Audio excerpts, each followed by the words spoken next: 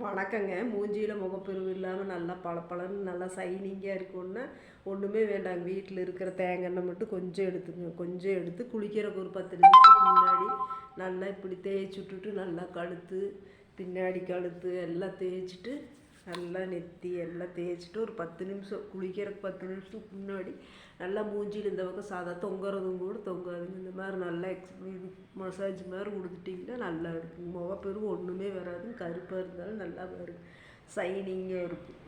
கருப்பாக இருந்தாலும் எந்த முகப்பெருவுமே வராது.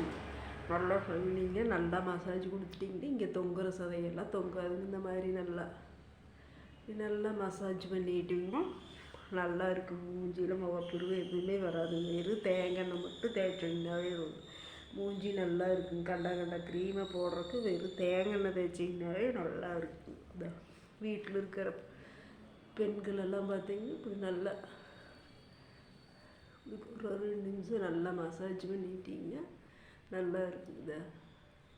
நல்லா நல்லா மசாஜ் கொடுத்திங்கன்னா போதும். குளிக்கிறதுக்கு ஒரு 10 நிமிஷத்துக்கு முன்னாடி பண்ணிவிட்டு குளிச்சிங்கன்னா மூஞ்சி பார்த்திங்கன்னா நல்லா ஷைனிங்காக இருக்கும். பண்ணி பாருங்கள்.